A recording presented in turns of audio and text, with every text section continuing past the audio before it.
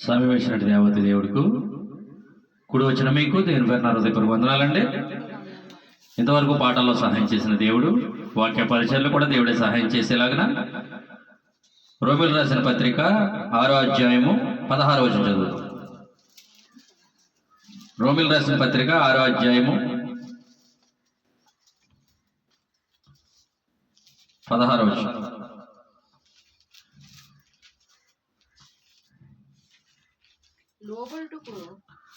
లోబడుటకు దేనికి మిమ్మును మీరు దాసులుగా అప్పగింపబడుతురో అది సావు నిమిత్తముగా, పాపమునకే గాని, నీతి నిమిత్తముగా, విధేయతకే గాని దేనికి మీరు లోబడుదురో దానికే దాసులగుదురని మీరెరగరా. చిన్న ప్రార్థన. సకలాశీర్వాదములకు కారణభూతుడైన మా ప్రియ పరలోకపు తండ్రి, మీకు వేలాది స్తుతులు స్తోత్రాలు నాయన. ఎంతవరకు తండ్రి నీ బిడ్డల తండ్రి పాటలు పాడుచుండవా, వారి కంఠస్వరాలు తెరవజేసినందుకు మీకు స్తోత్రాలు నాయన. నాయన ఆరాధనలో నీ బిడ్డలను నిలబెట్టుకుని తండ్రి మీరు వాడుకున్నందుకే మీ స్తోత్రాలు తండ్రి. నీ దాసుడు నిలబడి నీ పక్షమును నిలబడి మాట్లాడుచుండగా జ్ఞానాతిశయముతో కాక, తీయని మాటలతో కాక, వాక్ చాతుర్యముతో కాక, నీ పరిశుద్ధాత్మ వాక్ శక్తితో మాట్లాడడం మీరు కృపను దయచేయమని, లేఖనాలను మాకు తండ్రి ప్రభా మా మనోనేత్రాలు మీరు బయలుపరచమని, పరిశుద్ధాత్మ నడిపింపు సమృద్ధిగా మాకు అనుగ్రహించమని, ఆ మాటల్లో మీరే ఉండమని, అలాగే నాయన యూట్యూబ్ ద్వారా ఎవరు ఆలకిస్తున్నారో, అలాగే కూడి వచ్చిన సంఘం ఎవరైతే ఆలకిస్తున్నారో అందరి వారి మనోనేత్రాలు వెలిగింపబడి నీ వాక్యం వారి హృదయంలోకి తండ్రి ప్రభా నాయన భద్రం చేసుకునే కృప అందరికీ దయచేయమని, మాట్లాడుతున్న నాకు సమయోచిత జ్ఞానమును నీ వాక్శక్తి నాకు అనుగ్రహించమని, సమస్త ఘనత మహిమా ప్రభావాలు నీకే చెల్లిస్తూ మమ్మల్ని మేము తగ్గించుకుంటూ మిమ్మల్ని హెచ్చిస్తూ నీ ప్రియ కుమారుడు మా రక్షకుడైన యేసుక్రీస్తు పుణ్యనామములో అతి మిక్కిలి బ్రతిమాడు వేడుకుంటున్నాను తండ్రి. ఆమేన్, ఆమేన్. రోమిలు రాసిన పత్రిక 6వ అధ్యాయము 16వ వచనంలో ఏముందండి? లోబడుటకు దేనికి మిమ్మును మీరు దాసులుగా అప్పగించుకుందురో. అంటే ఈ శరీరంలో ఉన్నంతసేపు మనం దాసులు దేనికి దాసులు అయిపోతామండి?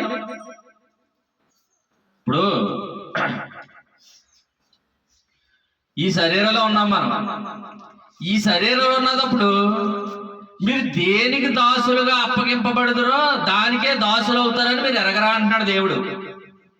ఇప్పుడు మనం దేనికి దాసులుగా ఉండవలసిన వాళ్ళు ఆల్రెడీ పాపం అనే దాసత్వం నుంచి మన ప్రభువైన యేసు ప్రభువుల వారు విడిపించారు మనల్ని. అయితే విడిపించిన తర్వాత కూడా మనకు దేనికి దాసులుగా అవుతారో ఆ దాసు చూడండి అక్కడ ఏమంటాడు 16వ వచనం, లోబడుటకు దేనికి మిమ్మును మీరు దాసులుగా అప్పగించుకుందరో. దేనికి మనం లోబడతాం? సేవకుడు లోబడతామా, లోక సంబంధమైన వాటికి లోబడతామా? దేవుని వాక్యానికి లోబడతామా లేదా లోక సంబంధమైన మనుషులకు లోబడతామా? మరి దేనికి దాసులు అవుతారో మీరు దేనికి లోబడతారో. మీరు లోక సంబంధంగా ఒకవేళ లోబడితే, లోక సంబంధమైన జీవితానికి లోబడితే లోకానుసారులుగానే జీవిస్తారు. కానీ అంటే దానికే మీరు దాసులు అవుతారన్నారు. మీరు ఆత్మానుసారంగా జీవించాలని అనుకున్నారు, ఆత్మానుసారంగా జీవించే జీవితానికి మీరు లోబడితే దానికి దాసులు అవుతారు. లేదు శరీరానుసారమైన జీవితానికి మీరు లోబడితే దానికే మీరు దాసులు అవుతారని చెప్తుంది వచనం. అంతేనా అండి? అయితే మనం కూడా అది ఆలోచించుకోవాలి. ఆల్రెడీ మనం నీతి ద్వారా కృపలో జీవిస్తున్నాం. మనం ఆయన కృప వలనే మనం నీతిమంతులుగా తీర్చబడ్డాం. మనం నీతిమంతుడు. ఆ నీతి ద్వారా ఏమొస్తుంది? ఇప్పుడు జీవాన్ని అనుభవిస్తాం. ఆ జీవం ఎవరంటే మన ప్రభువైన యేసు ప్రభువుల వారే. అయితే ఇప్పుడు మీరు ఈ మాట ఏం చెప్తుంది? మీరు దేనికి దాసులుగా అప్పగింపబడతారో అంటూ అంటున్నాడు 16వ వచనంలో, లోబడుటకు 14 చదువు ఒకసారి. ఆ మాట 14లో ఒకసారి అక్కడ చదువు. మీరు కృపకే గాని అంటే ఏంటి? మనం కృప వల్ల జీవించవలసిన వారమా, ధర్మశాస్త్రం వల్ల జీవించవలసిన వారమా? ఇప్పుడు కృపకే గాని అన్నాడంటే, గాని అని ఎప్పుడైతే వచ్చిందో ఆలోచించాలి విషయం. ఇప్పుడు కృపకే గాని అన్నాడు అనుకో, ఆ మాట మనం ఆలోచించాలి. మళ్ళీ అంటున్నాడో చూడండి, మీరు కృపకే గాని ధర్మశాస్త్రమునకు లోనైన వారు కారు గనుక చేయదు అని 14వ వచనం అంటాడు. ఇప్పుడు 16 చదవమ్మా. ఇప్పుడు ఆ మాట టాలీ చేసుకోండి. మీరు కృపకే గాని ధర్మశాస్త్రములోనైన వారు కారు అంటే కృప ఉంది, ధర్మశాస్త్రం ఉంది అండి. ధర్మశాస్త్రమేమో మోషే ద్వారా అనుగ్రహింపబడింది, కృపేమో యేసు ప్రభుల వారి ద్వారా అనుగ్రహింపబడింది. ఏడా వచనం ఉందా? యోహాను సువార్త 1:17 ఉంటది కదా. మోషే ద్వారా ఏమో ధర్మశాస్త్రం ఇవ్వబడింది, యేసుక్రీస్తు ద్వారా కృప అనుగ్రహింపబడింది. ఇప్పుడు మనము అన్యజనులైన మనము కృప ద్వారా, ఆయన కృప వలనే, అంటే రోమిల్ రాసిన పత్రిక 3:24 చదువుకుంటాం చాలా సార్లు ఆ మాట. కాబట్టి నమ్మువారు ఆయన కృప చేతనే క్రీస్తునందలి విమోచన ద్వారా ఉచితముగా నీతిమంతులమని చెప్పబడింది ఆ వచనం. అయితే అక్కడ ఈ వచనంలో అంటున్నాడు, మీరు కృపకే గాని ధర్మశాస్త్రమునకు లోనైన వారు కారు అంటున్నాడు. 17వ వచనంలో అంటున్నాడు, 16వ వచనంలో అంటున్నాడు, మీరు లోబడుటకు దేనికి మీరు దాసులగుదురో అంటున్నాడు. ఇప్పుడు మనం కృపకు దాసులు అవ్వాలా లేకపోతే ధర్మశాస్త్రానికి దాసులు అవ్వాలా? కృపకే గాని ధర్మశాస్త్రముకు కాదంటున్నాడు. అయితే ఈ రెండిట్లో మీరు దేనికి లోబడ్డారో చూసుకోమంటున్నాడు. అంటే కృపలో జీవిస్తూ కూడా ధర్మశాస్త్రం లోనైన వారు ఉంటామా? లోనైపోతామా? అయితే మరలా ఎప్పుడైతే మనం ధర్మశాస్త్రంలో జీవించామో, ధర్మశాస్త్రం ఎవరి ద్వారా కొట్టివేయబడింది? యేసుక్రీస్తు దేని ద్వారా కొట్టేశాడు? యేసుక్రీస్తు ద్వారా కానీ దేని ద్వారా కానీ ప్రభువాలు తిన్నప్పుడు ఏం చెప్పుకుంటున్నాం? ధర్మశాస్త్రం కొట్టేయడం దేని ద్వారా కొట్టివేయబడింది? ఆయన శరీరం ద్వారా. ఆయన శరీరం ద్వారా అంటే ఆయన ఒకే ఒక బలి ద్వారా ఆయన శరీరం ద్వారా అర్పించబడ్డాడు. ఆయన అర్పించబడు చేత మనం నీతిమంతులుగా తీర్చబడ్డాం. ఇప్పుడు ధర్మశాస్త్రం ఆయన ద్వారాగా కొట్టివేయబడింది, అంటే ఆయన శరీరం ద్వారాగా. ఇప్పుడు ధర్మశాస్త్రాన్ని మనుషులు ఎవరు ఆచరించలేకపోయేవారు, ఈయన ఆచరించారన్నమాట. ఈయన ఆచరించి దాన్ని ఏం చేశాడంట? కొట్టివేశారంట ఆయన. అయితే కొట్టివేయడం అంటే తీసివేయడం కాదు, కానీ దాన్ని స్థిరపరిచారన్నమాట ఆయన. అర్థమవుతుందండి? ఇప్పుడు యేసు ప్రభుల వారు స్థిరపరిచేయడం అంటే మనము కూడా స్థిరపరుస్తున్నాం. మనం ఎలా స్థిరపరుస్తున్నాం? ఇశ్రాయేలు ధర్మశాస్త్రాన్ని పాటించలేకపోయారు. ఇప్పుడు 14లో మీకు మనం ఏం చేద్దామో, మనం కృపకే గాని ధర్మశాస్త్రం లోనైన వారు కారన్నాడు. మనం ధర్మశాస్త్రానుసారంగా జీవిస్తే ఏ జీవితమో మీరు దేనికి లోబడతారో దానికే మీరు దోషులు అవుతారని 16లో ఉంది. అయితే 14 ఏమన్నా, మీరు కృపకే గాని ధర్మశాస్త్రం లోనైన వారు కారు అన్నాడు. అయితే ఇప్పుడు మనం కృపలో జీవించవలసిన వారం. ఎందుకు కృపలో జీవించవలసిన వారం అంటే క్రీస్తు యేసునందు విమోచన ద్వారా ఉచితంగా నీతిమంతులుగా తీర్చబడిన వారం. అయితే ఇప్పుడు మనం కృపలోనే ఉంటున్నాము, కానీ ధర్మశాస్త్రం అలా యాక్టివేట్ అవుతుంది. ఎలా యాక్టివేట్ అవుతుంది?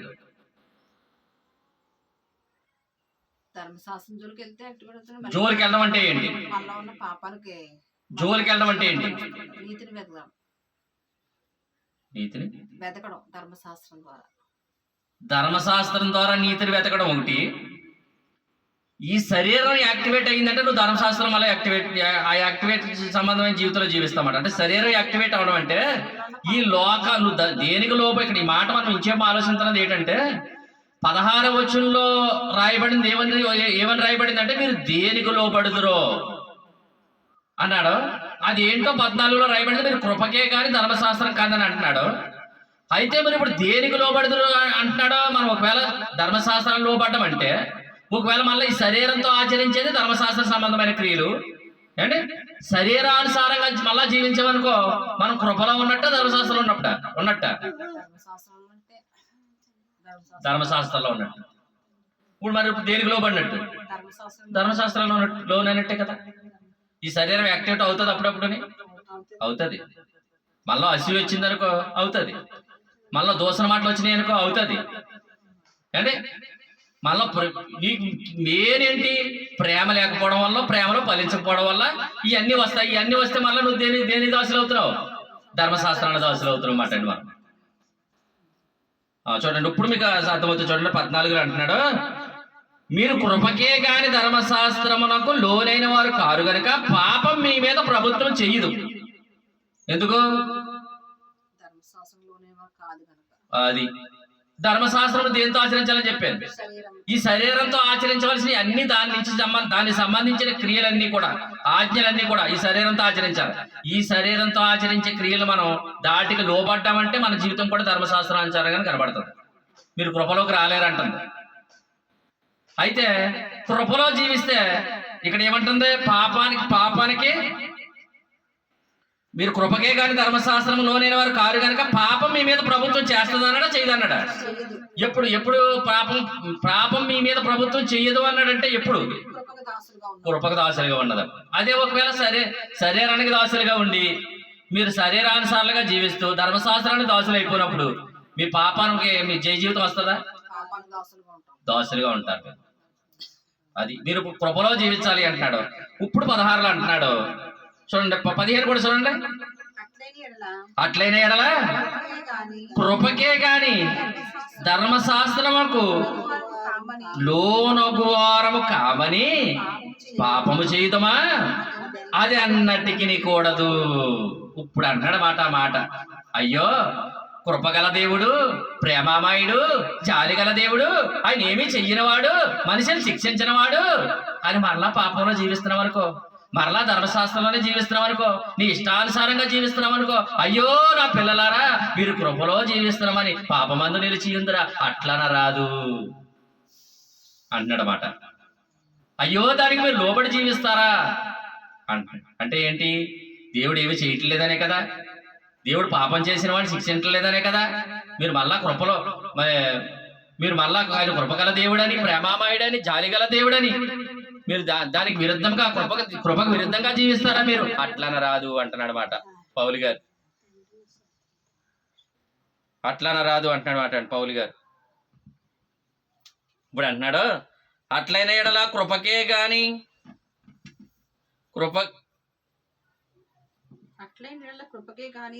అట్లైన ఎడల కృపకే గాని ధర్మశాస్త్రమునకు లోనగు వారము కామని పాపము చెయ్యుదమా?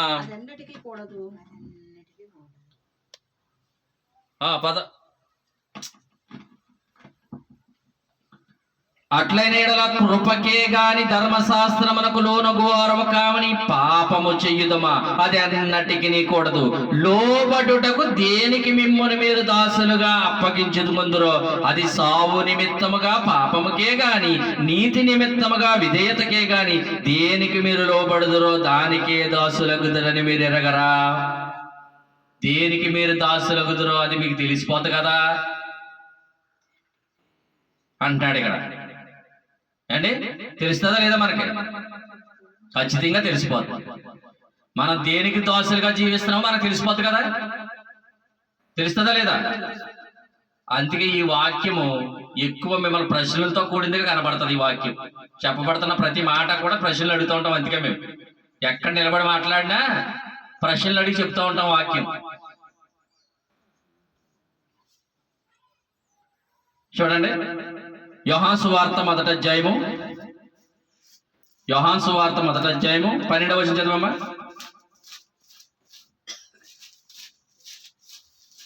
యోహాను సువార్త మొదటి అధ్యాయము 12వ వచనం ఏ మాటగా మాట చదువు.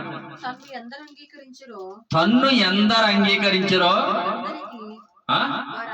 వారందరికీ అనగా తన నామమందు విశ్వాసముంచిన వారికి దేవుని పిల్లలగుటకు ఆయన అధికారము అనుగ్రహించెను. వారు దేవుని వలన పుట్టిన వారే గాని. ఎవరి వలన పుట్టిన వారంటే వాళ్ళు వారు దేవుని వలన పుట్టిన వారే గాని రక్తము వలనైనను శరీర ఇచ్చల వలనైనను మాను శిక్షల వలనైనను పుట్టిన వారు కారు. ఎందుకు అంటే ఆ వాక్యము శరీరధారి అయి కృపా సత్య సంపూర్ణగా మన మధ్య నివసించెను. హల్లెలూయా. ఏండి ఇప్పుడు అంటే 12లో ఏమంటాడు? తన్ను ఎందరు అంగీకరించారో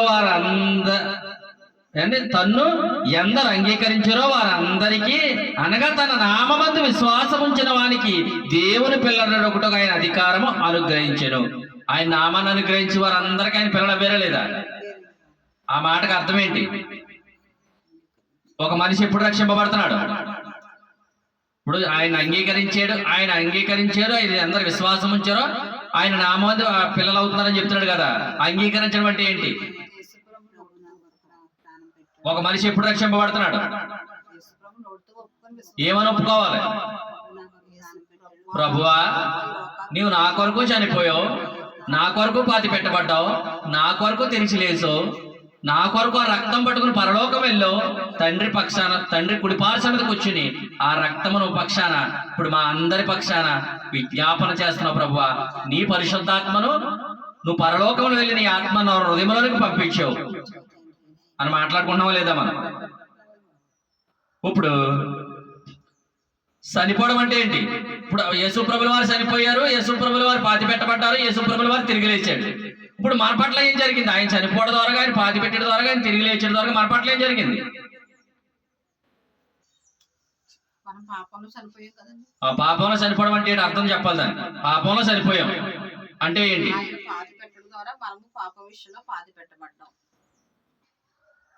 పాపంలో చనిపోవడానికి అర్థం చెప్పలేదు.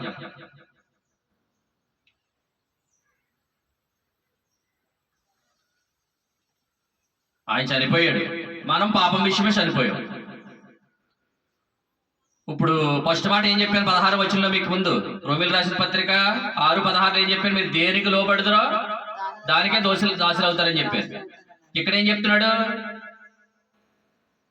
ఆయన అందరూ అంగీకరించారో, ఆయన ఎందుకు విశ్వాసం ఉంచిన వారందరూ కూడా దేవుని పిల్లలు అవుతారని చెప్పారు. ఇప్పుడు దేవుని పిల్లలు అవ్వాలంటే ఎలాగవుతారని చెప్పారు? ఆయన ఎందుకు విశ్వాసం ఉంచడం ద్వారా మనం దేవుని పిల్లలు అధికారం మనకి ఇవ్వబడుతుంది యేసుక్రీస్తు ద్వారా. ఇప్పుడు పాపం విషయమే సరిపోతున్నాం మనం.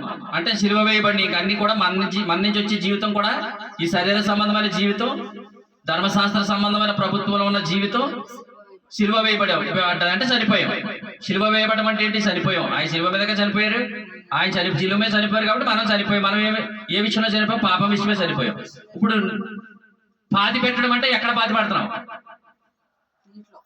నీటిలో పాతి పెట్టడం. అది పాతి పెట్టడం అంటే. ఇప్పుడు బాప్తిసం అంటే ఏంటి? పాతి పెట్టడం. ఎక్కడ పాతి పెడుతున్నాం? నీటిలో పాతి పెట్టడం.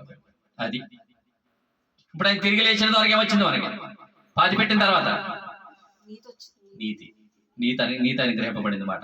ఇప్పుడు కుమారులుగా ఆయన యందు మనం విశ్వాసం ఉంచడం ద్వారా కుమారులుగా స్వీకరించబడ్డమాట. ఇప్పుడు అదే అంటున్నాడు ఇక్కడ 12 అంటున్నాడు అంటే తన్ను ఎందరు అంగీకరించారో వారందరికీ, అనగా తన నామమందు విశ్వాసం ఉంచిన వారికి దేవుని పిల్లలగుటకు అది అధికారం అనుగ్రహించెను.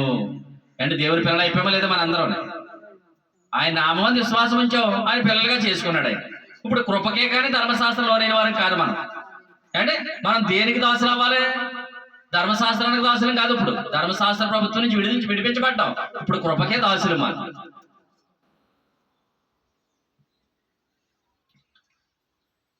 ఇప్పుడు ఒకవేళ ధర్మశాస్త్రంలో ఏముంది? అవిధేయత ఉంది. విధేయత ఉంది అందులో. విధేయత వల్ల ఉంది, యేసు ప్రభుల వల్ల ఉంది. ఇప్పుడు ఒకవేళ మీరు ధర్మశాస్త్రాన్ని మీరు లోబడ్డారనుకో, మీరు అవిధేయత ఉంటుందా? విధేయత ఉంటుందా? ధర్మశాస్త్రానికి సంబంధమైన జీవితంలో ఏముంది? అవిధేయత ఉంటుంది అందులో. విధేయత రాదు. విధేయత దేవుని పిల్లలగుటకు విశ్వాసం ద్వారా దేవుని పిల్లలగుట అధికారం యేసుక్రీస్తు ద్వారా మనకు అనుగ్రహింపబడింది కాబట్టి ఆయన విధేయత మనలోకి రావాలి. ఇప్పుడు దానికి లోబడాలి మనం.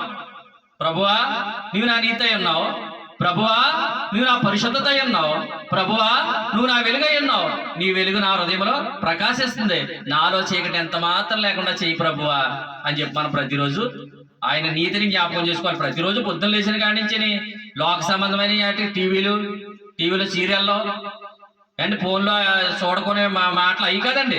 ప్రభువా నీవు నా నీతి అయి ఉన్నావు, ప్రభువా నీవు నా పరిశుద్ధత అయి ఉన్నావు, ప్రభువా నువ్వు నా వెలుగై ఉన్నావు అని రోజంతా అనుకోండి. మీ జీవితాలు ఎలా ఉంటాయి చూడండి. మళ్ళీ అపవాది మీ చుట్టుపక్కల రాదు. ఇంకా అప్పుడు ధర్మశాస్త్రం లోనైన వారు కారు. మీరు దేనికి లోబడతారు? అప్పుడు కృపకే లోబడతారు. మీరు అప్పుడు ఆత్మ నడిపింపులోనికి వస్తారు. మీరు మనం ఇప్పుడు ప్రతిరోజు కూడా ఈ శరీరం మరలా ధర్మశాస్త్రం ఎప్పుడు యాక్టివేట్ అవ్వకుండా చూసుకోవాలి. కృపలో జీవిస్తే అదే పాపానికి మనం లోనవుతామని చెప్తుందా? విడుదల పొందుతామని చెప్తుంది. ఆత్మానుసారంగా జీవిస్తే శరీర సంబంధమైన మనసు దూరం అయిపోతుందని చెప్తుంది కదండి వాక్యం. మనం ఆత్మానుసారంగా ఎప్పుడైతే జీవించడం మొదలు పెట్టామో శరీర సంబంధమైన మనసు దూరం అయిపోద్ది. దూరం అవ్వలేదు అంటే ఇంకా నువ్వు కృపలో రాలేదని అర్థం. సంఘాన్ని అంత గొప్పగా ప్రేమిస్తున్నారండి ఆయన. అపోస్తల కార్యాలు ఒకవేళ శరీరానుసారంగా జీవిస్తే ఎలా ఉంటారు ఒకసారి చూడండి. అపోస్తల కార్యాలు 7వ అధ్యాయము 51వ వచనం చదవండి. అపోస్తల కార్యాలు 7వ అధ్యాయం 51వ వచనం. ముష్కరులారా, ఎవరంటాళ్ళు? ముష్కరులారా, ముస్కరులారా, హృదయములను చెవులను దేవుని వాక్యమునకు లోబడనల్లని వారులారా, మీ పితరుల వలె మీరును ఎల్లప్పుడూ పరిశుద్ధాత్మను ఎదిరించుచున్నారు. ఎవరిల్లు? శరీరానుసారంగా జీవించిన వాళ్ళు ఇశ్రాయేల్. ధర్మశాస్త్రానుసారంగా జీవించే జీవితాలు ఉన్నాయి ఇల్లు. దీని దేవుడికి లోబడ్డారా? శరీరానికే లోబడి జీవించారండి. మీ దేవుడు అరణ్యంలో భోజనం పెడతాడా? మేము నీళ్ళు ఇవ్వగలడా? మాంసం పెట్టగలడా? తింటానే ఉండేవారు, పడితానే ఉండేవారు. ఇప్పుడు ఆయన కృపలో ఉన్నంతసేపు పగల ఎండ దెబ్బ తగిలిదానికి ఆయనకి, రాత్రి వెళ్ళిన దెబ్బ తగిలిందా? వాళ్ళు చెప్పులు అరిగిపోనియా? వాళ్ళు బట్టలు మాసిపోనియా? ఆహారం సమృద్ధి అయిన ఆహారం పరలోకం నుంచి వచ్చిందా? వాళ్ళు పూరేళ్ళు పడ్డాయా లేదా? ఏపిన పూరేళ్ళు. కృపలో జీవితం అలాగ ఉంటదండి. ఎప్పుడైతే వీళ్ళు ధర్మశాస్త్రం వచ్చిందో, ధర్మశాస్త్ర సంబంధమైన జీవితం మొదలెట్టారో, ఇప్పుడు వాళ్ళు ఎలాంటి జీవితంలోకి వచ్చారు? ముస్కరులారా. ఆ తర్వాత ధర్మశాస్త్ర ఉపదేశకులు కూడా అలాగే అయ్యారు. ముస్కరులారా అంటాడు అలాంటి వాళ్ళని. జీవితం లేని వాళ్ళు ఏమంటాడు దేవుడు? మనం ఇంకా ధర్మశాస్త్రంలోనే జీవిస్తూ, శరీరానుసారంగానే జీవిస్తూ, ఆత్మానుసారంగా జీవితంలో రానని చెప్పు అండ్ ఆత్మను అనుసరించి జీవించలేనప్పుడు అండ్ మనం దేనికి లోబడతామో దానికే దాసులుగా ఉంటామో తెలుసుండు కూడా మనం శరీరానుసారంగా జీవిస్తూ శరీర సంబంధమైన జీవితానికే దాసులుగా జీవిస్తే ఇలాంటి వాళ్ళని అనొచ్చు మనం ముస్కరులారా. అదే అంటున్నాడండి స్టెఫన్ గారు. చూడండి, ముస్కరులారా, హృదయములను చెవులను దేవుని వాక్యమునకు లోబడనల్లని వారులారా. మీ హృదయం దేవుని వైపు ఒప్పుకో మాట వింటలేదు, మీ చెవులు దేవుని మాటను అంగీకరించట్లేదు, వాక్యానికి మీరు లోబట్టలేదు. ముస్కరులారా అన్నాడు ఇలాంటి వాళ్ళే. అండి వీళ్ళు మేడం ఇంకా ముస్కరులారా అన్నాడంటే మనకి మేడ వచ్చుతారు వీళ్ళు. అసలు మెడ అంచాలంటే తగ్గించుకోవాలి. తగ్గించుకుంటే మెడ ఉక్కుతుంది, తగ్గించుకోకపోతే పైకి మెడ పైకే ఉంటది.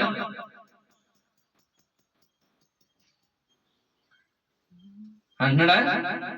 ముస్కరులారా, హృదయములను చెవులను దేవుని వాక్యమునకు లోబడనల్లని వారులారా, మీ పితరుల వలె మీరును ఎప్పుడును పరిశుద్ధాత్మను ఎదురించుచున్నారు. మీ పితరులు ప్రవక్తలలో ఎవరిని హింసింపకై ఉండిరి? ఆ నీతిమంతుని రాకను గూర్చి ముందు తెలిపిన వానిని చంపిరి. ఆయనను మీరు ఇప్పుడు అప్పగించి హత్య చేసిన వారైతే. ఎవరి గురించి చెప్తున్నాడు ఇక్కడ? ఈ ముస్కర్లు ఎవరిని చంపేశారంట? యేసు ప్రభువు అని చంపేశారు. ఇప్పుడు ఎవరు చంపేస్తున్నారు? ఇప్పుడు ఈ మాటలు ఏంటంటే అండ్ ఈ మాటలు ఏంటన్నావో వాళ్ళు కూడా యేసు ప్రభువు వారి ద్వారాగా మనం దేనికి లోపడుతామో దానికే దాసులు అవుతామని అంటున్నారు కదా. మనం కృపకే గాని ధర్మశాస్త్రంలో లేని వారం కాము, కృప ద్వారాగా అండి. కాబట్టి నమ్మవారు కృప ద్వారా క్రీస్తేసినందుల విమోచన ద్వారా ఉచితంగా నీతిమంతులుగా తీర్చబడ్డాం. మనం నీతిమంతులు. ఇప్పుడు ఆ నీతి మంద కాదు, ఆయన ద్వారా ఇవ్వబడింది అని చెప్తేమంటారండి. జకరి గారి భార్య అని జకరి గారి నీతిమంతులు అంటారంటే అర్థం ఏంటి? అయితే వీళ్ళిద్దరే నీతిమంతులు, మీరు నీతిమంతులు కావు అని అర్థం. అంతలో యేసు ప్రభుల వారిని అంగీకరించారు రక్తంలో కాబట్టి నమ్మువారు. అంటే ఎవరైతే నమ్ముతున్నారో వాళ్ళందరూ నీతిమంతులుగా చేస్తాడు ఆయన. జకరి గారిని వాళ్ళ గురించి వచ్చారండి, ఇద్దరు గురించే వచ్చాడు ప్రభుల వారు. ఆయన రక్తం ఇద్దరు గురించే కార్చడానికి వచ్చాడు ఆయన. ఇప్పుడు వాక్యానికి లోబడాలా? లోకేలా అలా ఉందో లేదో చూసుకుని లోబడి మాట్లాడాలా, లోబడకుండా మాట్లాడాలా? ఇప్పుడు ఇలాంటి వాళ్ళు ఏమంటాడు? ముస్కరులారా అంటున్నాడు. హృదయమును చెవులను దేవుని వాక్యానికి విమలంటులారా అంటున్నాడు. నేను అంటున్నాడా లేదు వాక్యం అంటుందా? చూడండి, దేవుని వాక్యం వచ్చి కూడా లోబడలను ఏమంటారండి? ఏమంటాడు ఆయన? దేవుని వాక్యం వినబడుతుంది కానీ చెవులు చెవులెత్తున్నారా? చాలా మంది ఇది కరెక్ట్ అని తెలుసు కూడా, యేసుప్రభుల వారు చేసే త్యాగం కరెక్ట్ అని తెలుసు కూడా వాళ్ళు చెవులు ఇవ్వట్లేదంటే అర్థం ఏంటండి? వారు హృదయాన్ని ఇవ్వట్లేదంటే అర్థం ఏంటండి? వాళ్ళు కూడా ముస్కరులాగా ఉన్నాడు వాళ్ళు. మనం ఏమన్నా వచనాలు చూపెట్టకుండా మాట్లాడుతున్నామా? ప్రతి వచనం చూపించి మాట్లాడుతున్నాం కదండి. ప్రతి వచనం చూపెట్టి, సందర్భం చూపెట్టి మాట్లాడుతున్న ప్రతి మాట అలా ఉందో లేదో ప్రశ్నలు అడిగి మనం చెప్తున్నాం. అంటున్నాడు అక్కడ 51లో, ముస్కరులారా, హృదయములను చెవులను దేవుని వాక్యమునకు లోబడనల్లని వారులారా. చాలా మంది అలాగ ఉన్నారండి, లోబట్టలేదు వాక్యానికి. నాకేదో తెలిసిపోయింది, నాకు తెలిసిందే కరెక్ట్, నీకు తెలిసిందే నాకు తెలిసింది కాదు, పరిశుద్ధాత్మ తెలిసిందా అని మనం జీవించాలి. నాకు తెలిసింది నేను జీవించేసి నీకు తెలిసింది నువ్వు జీవించేయడానికి కాదు బైబిల్. మన అందరం వాక్యంలో జాగ్రత్తగా మనం దాన్ని ఒకరినొకరు తిరస్కారం చేసుకుని జీవిస్తూ ముందుకెళ్ళాలి. ఎందుకు? మీ పితరుల వలె మీరును ఎల్లప్పుడూ పరిశుద్ధాత్మను ఎదిరిస్తున్నారు కాబట్టి. వాళ్ళ పితరులు కూడా అలాగే, మన పితరులు కూడా అలాగే ఉన్నారు వాళ్ళు. ఆ మాట అట్టుకొచ్చి మళ్ళీ మనకు చెప్తున్నాడు ఇందులోనే అపోస్తల కార్యాల్లో. ఇంకేమన్నాడు చూడండి అక్కడ 52లో, మీ పితరుల వలె మీరును ఎల్లప్పుడూ పరిశుద్ధాత్మను ఎదిరించుచున్నారు. మీ పితరుల ప్రవక్తలలో ఎవరిని హింసింపకుండిరి? ఆ నీతిమంతుడు. ఎవరా నీతిమంతుడు? నీతిమంతుడా లేదా పాపైనా? ఆయన నీతిమంతుడు. ఆయన పాపం ఎరిగినవాడు, పాపం చెయ్యనివాడు, పాపం ఎరగినవాడు. మన అందరి పాపాలు ఆయన మీద వేసుకున్నవాడు. కానీ ఆయన నీతిమంతుడు. మనం నీతిమంతులమా? మనం పాపులు, కానీ ఆయన నీతిమంతుడు. ఆ నీతిమంతుని ఏం చేశారంటే వీళ్ళు చంపేశారంట. ఎందుకు? వాక్యానికి లోబడలేదు, పరిశుద్ధాత్మ ఎదిరించారు. హృదయాన్ని చెవులు దేవుడికి ఇవ్వలేదండి, వాక్యానికి లోబడలేదు. ఇప్పుడు ఆ నీతిమంతుడు అయిన ఏం చేశారు? ఈయన చంపేశారు. ఇప్పుడు అలా చెప్తే ఏం చేస్తున్నారు? ఇప్పుడు చేపన కడుకొని చంపేశారు. అలా చెప్తే అన్నా చూడండి, ఆ నీతిమంతుని రాకను గూర్చి ముందు తెలిపిన వారిని చంపిరి, ఆయనను మీరు ఇప్పుడు అప్పగించి హత్య చేసిన వారైతే దేవదూతల ద్వారా నియమం వంటి ధర్మశాస్త్రమును మీరు పొందితిరి కానీ దానిని గైకొనలేదని చెప్పిన. ధర్మశాస్త్రం ఎవరి ద్వారా ఇవ్వబడింది? దేవదూతల ద్వారా ధర్మశాస్త్రం ఇవ్వబడింది. దాన్ని మీరు పొందారు కానీ గైకొనలేదు. గైకొనపడని కారణం ఏంటి? చెవులు ఇవ్వలేదు. గైకొనపడని కారణం ఏంటి? హృదయం ఇవ్వలేదు, వాక్యానికి లోబడలేదు. ఇప్పుడు అలాగే ఉన్నారు చాలా మంది. ఆ నీతిమంతుడు కూర్చి జరిగిన మాటలు, ఆయన నీతిమంతుడి ద్వారా పలికిన మాటలు కానీ, ఆయన రక్తం వల్ల, ఆయన శరీరం ద్వారా చేసిన కార్యానికి కానీ చెవులు ఇవ్వలేనంటి వారిగా ఉన్నారు, వాక్యానికి లోపడని వంటి వారిగా ఉన్నారు, హృదయాన్ని ఆయనకి ఇవ్వనంటి వారిగా ఉన్నారు. ప్రేమందేరు వారులారా, కానీ యేసుక్రీస్తు ఆ వాక్యం అంటుంది, మీరు దేనికి లోబడుదురో? ధర్మశాస్త్రం దేవుని దేవదూతల ద్వారా నియమింపబడిన ధర్మశాస్త్రం మీరు పొందితే కానీ దాన్ని గైకొన లేదని చెప్పాను. ఇప్పుడు ధర్మశాస్త్రం గైకుంటే ఏం చేద్దరాళ్ళు? జీవింద్రా లేదా? ధర్మశాస్త్రం ఇచ్చాడు దేవుడు వాళ్ళకి దేవదూతల ద్వారా, కానీ దాన్ని గైకొన లేదండి. ఇప్పుడు మనం కూడా మనకు అందుకే అంటున్నాడు, ఇంకా వాళ్ళు ఎలాగ ధర్మశాస్త్రం లోబడలేదు, వాళ్ళు జీవించలేకపోయారు. ఇప్పుడు మీకు కృప వచ్చింది పరలోకం నుంచి భూలోకానికి. మీరు ధర్మశాస్త్రం ఏమో మోషే ద్వారాగా వచ్చింది, కృప యేసుక్రీస్తు ద్వారాగా వచ్చింది. మీరు కృపకే కానీ ధర్మశాస్త్రం లోనైన వారు కారు అంటున్నాడు. అందుకే మళ్ళీ మీరు దేనికి లోబడదో దానికే దాసులు అవుతారని చెప్తున్నాడు. ఇప్పుడు మళ్ళీ వాళ్ళు ఎలా జీవించారు అంటే, వాళ్ళు వినడం వారుగా ఉన్నారు అంటే, దేవుని మాటకే చెవి ఒక్కనంటి వారుగా ఉన్నారు, హృదయం ఇవ్వనంటి వారుగా ఉన్నారు, వాక్యానికి లోబడినట్టు వారుగా ఉన్నారు. అయ్యా మీరు అలా ఉండొద్దు, ఆ నీతిమంతుని మీరు చంపేశారు కదా, సిలువకు అప్పచెప్పేశారు కదా, ఇప్పుడు అలా కాదయ్యా, మనందరం ఆయన ద్వారాగానే జీవితం అని స్తెఫను గారు చెప్తున్నాడు. ఇప్పుడు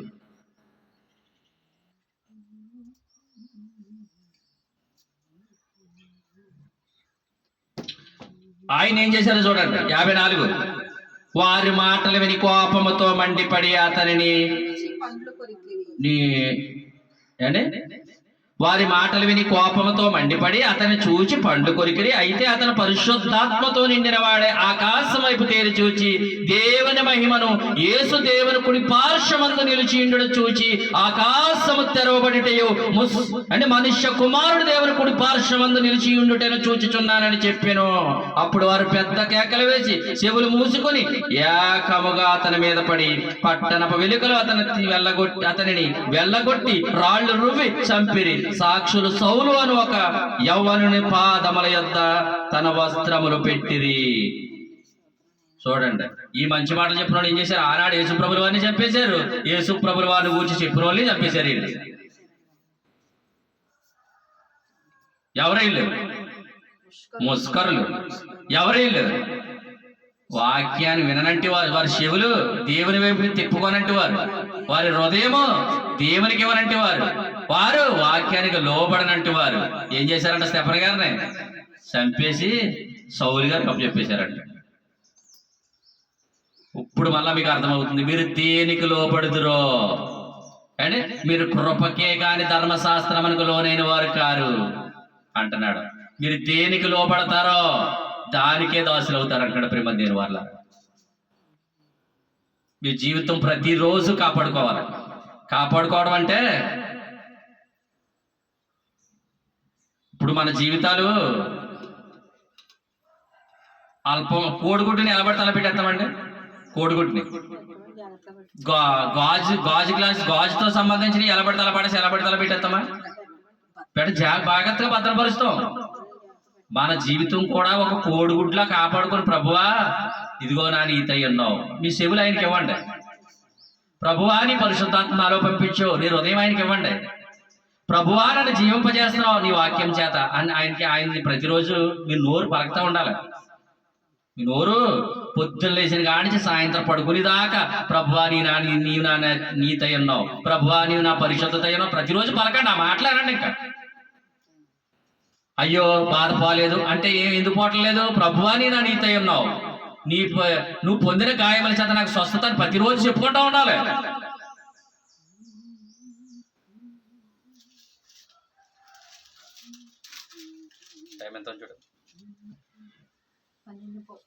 పేతురు రాసిన మొదటి పత్రిక 1వ అధ్యాయం 16వ వచనం.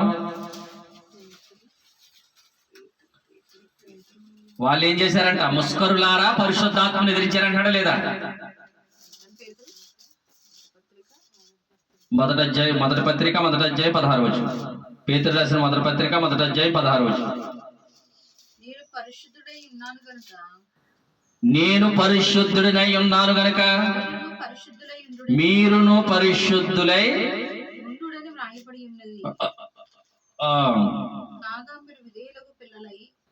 విధేయత ఎవరి వస్తుంది అని చెప్పారు మీరు. ధర్మశాస్త్రం ద్వారా జీవించే జీవితానికి విధేయత వస్తుందా?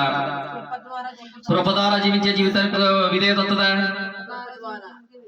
ధర్మశాస్త్రానుసారమైన జీవితంలో ఏముంది మీకు? వాళ్ళు జీవించడం వల్ల ఎలా జీవించారు? అవిధేయత చూపించారు వాళ్ళు. ఎందుకు? ముస్కరుల వాళ్ళే జీవించారు. ఎందుకు? లోబడలేదు వాళ్ళు, చెవులు ఇవ్వలేదు. అంతే కదా, ఇప్పుడు చెప్పుకున్నాం కదా. 16వ వచనంలో ఏముంది? ఇప్పుడు చదువు. నేను పరిశుద్ధుడై ఉన్నాను గనక మీరును పరిశుద్ధులై ఉండుడని వ్రాయబడి ఉన్నది. కాగా మీరు విధేయులకు పిల్లలై మీ పూర్వపు అజ్ఞాన దశలో మీకుండిన ఆశలను అనుసరించి ప్రవర్తింపక మిమ్మను పిలిచిన వాడు పరిశుద్ధుడై ఉన్న ప్రకారం మీరును సమస్త ప్రవక్తనై పరిశుద్ధులై ఉండుడి. ప్రవక్తన అంటే ఏంటి? నువ్వు ప్రతిరోజు జీవించే జీవితం. సమస్త ప్రవక్తన అంటే ఏంటి? పరిశుద్ధత అంటే ఏంటంటే ప్రతిరోజు జీవించే జీవితంలో పరిశుద్ధులై ఉండాలనే అర్థం. యేసుప్రభుల వారు కొట్టేవారిని కొట్టారా? ఆయన పరిశుద్ధుడు ఎలాగయ్యాడు? ఈ శరీర సంబంధమైన జీవితం కానీ ధర్మశాస్త్రంలో, అసలు ధర్మశాస్త్రం ఎవరు ఇవ్వబడింది? దేవదూతల ద్వారా ఇవ్వబడింది ధర్మశాస్త్రం. పంటికి పన్ను అంటే ఎవడన్నా పన్ను ఉడిపోలే కొట్టాడంటే ఆడి పన్ను కూడా ఉడిపోవాలి. ఎవడన్నా దెబ్బ కొట్టాడంటే ఆడికి దెబ్బ పడిపోవాలి. అంటే వ్యభిచరింపకూడదు, విగ్రహారాధన చేయకూడదు. ఇంకా ఏంటి? ధర్మశాస్త్రం ఏమైంది? నీ పొరుగు వారిని ఆశింపకూడదు. నీ పొరుగు వారిని ఆశించకూడదు, పొరుగువారి భార్యను ఆశించకూడదు. అవన్నీ శరీరంతో ఆచరించేయి. నరహత్య చేయకూడదు. నరహత్య చేయకూడదు. దొంగతనం చేయకూడదు. ఆ? దొంగతనం చేయకూడదు. ఆ, అబద్ధం ఆడకూడదు. అబద్ధం ఆడకూడదు. ఇవన్నీ ఏంటి? శరీరంతో ఆచరించాలి. శరీరంతో ఆచరించాలి ఇవన్నీ. ఇప్పుడు ఆయన శరీరంతో దీనికి శిక్ష ఎవరు అనుభవించారంటే ఈ యేసుప్రభుల వారు అనుభవించారన్నమాట. అది తెలియకాళ్ళు యేసుప్రభుల వారిని సిలువ వేసి చంపేశారంటండి. ఇంకా ఇంకా అంత అన్యాయం అంటే ఇంకా వస్తారు ఎవరోనని చెప్తూ ప్రవక్త ఎవరో వస్తారని చూస్తున్నాడు. ఇప్పటికి ఇశ్రాయేల్ యేసుప్రభుల వారిని అంగీకరించట్లేదు. ఇప్పటికి నాడు ఇంకా ఎవరో అన్ని దేశాలు యేసుప్రభుల వారిని అంగీకరించారు, కానీ చాలా మంది ఇంకా ఇశ్రాయేల్ యేసుప్రభుల వారిని అంగీకరించట్లేదంటే. అంగీకరించట్లేదంటే వాళ్ళ తప్పు కాదు, యేసుప్రభులు దేవుడే వాళ్ళు చూడలేని కన్నులను, వినలేని చెవులను, గ్రహించలేని మనసు దేవుడు ఇచ్చాడు వాళ్ళకి. ఇప్పుడు ప్రస్తుతానికి వాళ్ళని ఆఫ్ చేశాడు. వాళ్ళకి ఆఫ్ చేసి మనకే అన్యజనులను మనకు ద్వారాలు తెరిచాడు దేవుడు. ఫస్ట్ వాళ్ళకి ద్వారాలు తెరవబడ్డాయి, దేవోక్తుల వారికి ఇవ్వబడ్డాయి. ఇప్పుడు వాళ్ళు మూతపడ్డారు, మనకు ద్వారాలు తెరవబడ్డాయి. మళ్ళీ మన తర్వాత విశ్వాస సంబంధమైన జీవితంలో వాళ్ళు వస్తారు. మళ్ళీ అప్పుడు వారి కన్నులు తెరవబడతాయి, వారి మనోనేత్రాలు వెలిగించబడతాయి. అండ్ వారి హృదయం దేవుడికి ఇస్తారు, వాక్యానికి లోపడతారు అన్నమాట. అప్పుడు అంటాడు 16వ వచనంలో, నేను పరిశుద్ధుడై ఉన్నాను కనుక మీరును పరిశుద్ధులైనడి అని రాయబడినది. కాగా మీరు విధేయులకు పిల్లల వలె మీ పూర్వపు అజ్ఞాన దశ మీకుండిన ఆశలను అనుసరించి ప్రవర్తింపక మిమ్మల్ని పిలిచిన వాడు పరిశుద్ధుడై ఉన్న ప్రకారం మీరును సమస్త ప్రవక్తన యందు పరిశుద్ధులైండుడి. ప్రవక్తన అని చెప్పాడా లేకపోతే ఇంకేం చెప్పాడా? ప్రవక్తనే. ప్రతిరోజు దాని ఆ ప్రవక్తన ఏమని అంటున్నాం మనం? ఈ జీవం విషయం రాబో జీవం అంటున్నాం. అందుకే యేసుక్రీస్తు విధేయత వల్ల జీవితం అయింది. ఏమైంది? నిత్య జీవం అయింది. అయింది ఆయన జీవితం ఏమైందంటే నిత్య జీవం అయింది. అయింది ఆయన జీవితాన్ని బట్టి. ఆయన ఆల్రెడీ జీవమైన వాడే, తండ్రి జీవం గలవాడే, కుమారుడు జీవం గలవాడు. ఈ లోకంలో ఆయన జీవం ఈ లోకంలో ప్రత్యక్షమైంది. ఆయన ఈ లోకంలో జీవించే జీవితం కూడా గొప్పదైంది. ఇప్పుడు ఆయన ద్వారా మనం జీవించే జీవితం, ఇప్పుడు జీవించే జీవితం, రాబో జీవితం కూడా ప్రయోజనకరంగా ఉండాలని మన కొరకు ఆయన బలైపోయాడు. అదే నిత్య జీవం. ఆ నిత్య జీవం ద్వారా మనకి అనుభవపడుతుంది? నీతి ద్వారా కృప. అదే కృప ద్వారా మనం నీతిమంతులుగా తీర్చబడ్డాం.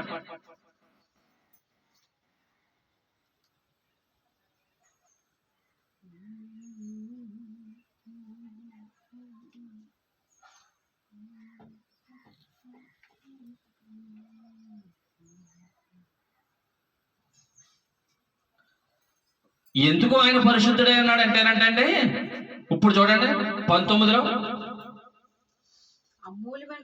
అమూల్యమైన రక్తము చేత అనగా నిర్దోషమును నిష్కలంకమునకు గొర్రె పిల్ల వంటి క్రీస్తు రక్తము చేత విమోచింపబడితేనని మీరు ఎరుగుదురు.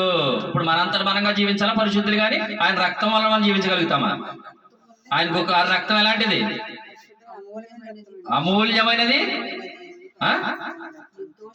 నిర్దోషమైనది, నిష్కలంకమైనది గొర్రెపిల్ల రక్తం.